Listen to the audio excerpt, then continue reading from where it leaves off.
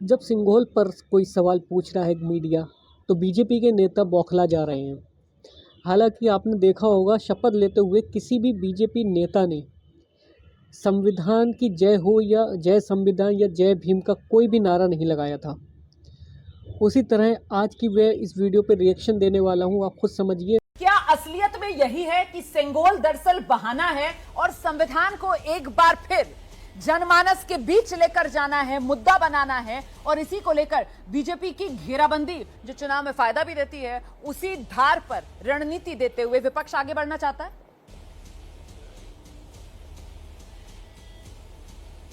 देखिए रोमाना जी, दो बातें अहम हैं। अगर आप में से आपका दर्शक कोई भी गूगल करे सिंघोल की उन तस्वीरों को, जब प्रधानमंत्री जी ने इसे संसद में बहाल किया था, उन तस्वीरों में अगर प्रधानमंत्री जी की जगह महामहिम राष्ट्रपति द्रौपदी मुर्मू जी होती, वो सिंघोल लेकर के आगे बढ़ती और उस तस्वीरों में दिखाई देता कि इतने सारे अलग अलग पुजारी हैं और बीच में द्रौपदी मुर्मू जी हैं, तो लेट गए, महिला हैं जो जनजाति समूह से आती हैं, वो सिंघोल को स्थापित कर रही हैं, तो फिर भी मैं मान लेता कि सिंघोल न्याय प्रियता का प्रतीक बन सकता है। ओके। अगर आपने इस सपने से सिंघोल स्थापित किया है कि आप इसको राजशाही का, अपने घमंड का, अपने अहंकार का प्रतीक बनाएंगे, आप खड़े हैं और आपके पीछे ओम बिरला खड़े हैं। ओम बिरला जी ने जिस तरीके से पिछले 5 साल 17वीं लोकसभा को कंडक्ट किया है, वो काला धब्बा है देश के इतिहास में। वो स्पीकर बन गए हैं, लेकिन वो काला धब्बा देश कभी भूलेगा नहीं। उसका नतीजा है कि संविधान की विजय से नया जनादेश आया है। और मैंने कहा, जो बाकी लोग भी कह रहे हैं कि हर पहर इस सरकार को, चाहे वो नीट की लीक का मामला हो या सिंघोल का मामला हो, याद दिलाएंगे देश संविधान से चलेगा, देश आम जनता के लिए चलेगा, मुट्ठी भर पूंजीपतियों के लिए और प्रधानमंत्री जी की घमंड और सनक के लिए नहीं चलेगा।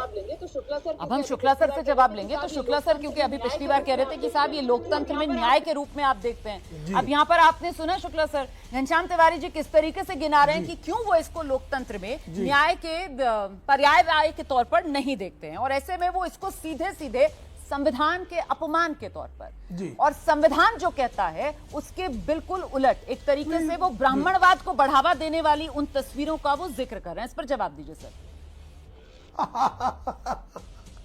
वाह वाह वाह। खान मैडम जी जैसे जरा सा प्रोग्राम का नाम ले लिया तो आप अत्यंत क्षुब्ध हो गई थी।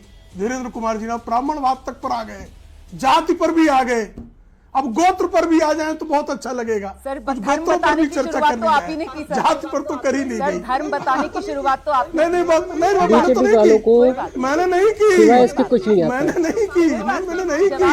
सिर्फ प्रभु राम का नाम ले लिया गया तो खान मैडम कितना क्षुब्ध हुई थी, वो भाई उसी की बात कर रहा हूँ। धीरेन्द्र कुमार मुन्ना जी ने सिर्फ प्रभु रामचंद्र जी का नाम ले लिया तो खान मैडम भयंकर क्षुब्ध हुई। हाँ सर, मुझे बुरा लगता है, मुझे बहुत लेकिन बुरा अब लगता जो है ब्राह्मणवाद तक पर आ गई है। नहीं, मुझे भी बुरा लगने का अधिकार है, बुरा लगने का मुझे भी अधिकार है। जातियों का नाम एक मुसलमान लेता है, मुझे बुरा लगता है, मुझे बुरा लगता है। बीजेपी वालों को अगर डिबेट खत्म करना है वो यही करते हैं। मुझे बुरा लगता है, बुरा लगने का अधिकार है, सिर्फ मुसलमानों को ही बुरा लगने का अधिकार नहीं है। देखिए हिंदू मुसलमान अभी क्या 5 मिनट नहीं हुए हिंदू मुसलमान पे आ गए। आइए पंडित जी, आइए ना पंडित जी, बात पूरी कीजिए, पूरी कीजिए बात पंडित जी। मैडम आइए। खान मैडम इस्लामी कट्टरता का इतना विकृत प्रदर्शन अच्छा नहीं है, अच्छा नहीं है, बिल्कुल अच्छा नहीं है। इस्लामिक विकृतता, खान मैडम, कितना जहर भरा हुआ है, कितना जहर भरा हुआ है प्रेम शुक्ला। इस वीडियो से खुद पता चल रहा है आप लोगों को कि बीजेपी नेता क्या चाहते हैं। क्या डिबेट चल रही है और डिबेट को आप कहां से कहां ले कोई सा मुद्दा कहीं पे भी जब इनके पास सवाल के जवाब नहीं होते तो वो लोग यही करते हैं। ये लोग पॉलिटिकल डिबेट में प्रभु राम का नाम खींचे, आप ये चाहते हैं कि यहाँ बात सिंघोल की हो रही है, यहाँ बात संविधान की हो रही है और आप चाहते हैं कि राजनीति में प्रभु राम का नाम घसीटा जाए। आप ये चाह रहे हैं प्रभु राम का नाम राजनीति में ना घसीटा जाए। इस तरीके की डिबेट्स में प्रभु राम की महिमा को इस तरीके से बीच में लाकर उसका अपमान ना किया जाए। अगर मैंने खान मैडम ने ये कोशिश कर दी तो पंडित शुक्ला जी को बहुत ही बुरा लगा। कोई बात नहीं, दर्शक देख रहा है। मैडम की आप आइए ना। इस्लामिक कट्टरता का विकृत प्रदर्शन एबीपी न्यूज कितनी विकृति का शिकार है, ये इस देश की जनता ने देखा। अच्छा, जनता क्या देख रही है, जनता भी अच्छे तरीके से जानती है। जवाब आदरणीय हमारे विजय त्रिवेदी, मैं उसी पर हूँ मैं। खान मैडम अगर मुझे बोलने देंगी तो उसी पर हूँ मैं। आदरणीय आशुतोष जी ने आदरणीय विजय त्रिवेदी जी ने कहा भाई संविधान पर जो है बात होनी है, संविधान पर ही बात होनी है। और सत्यमेव जयते जिस भारत के संविधान का ब्रीद वाक्य है, उस संविधान में असत्यमेव जयते को स्वीकारना, यह आशुतोष जी की शिक्षा है। आशुतोष जी कह रहे हैं आपातकाल का जिक्र मत कीजिए। आपातकाल में ही साहब संविधान को कुचलने का दुष्कृत्य तमाम पत्रकार एक वर्ग है उसकी आराध्या श्रीमती इंदिरा गांधी ने किया था।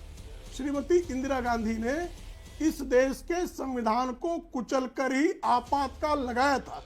इसलिए आपातकाल का जब 50वां वर्ष प्रारंभ हो रहा है तो उसका जिक्र हम करेंगे।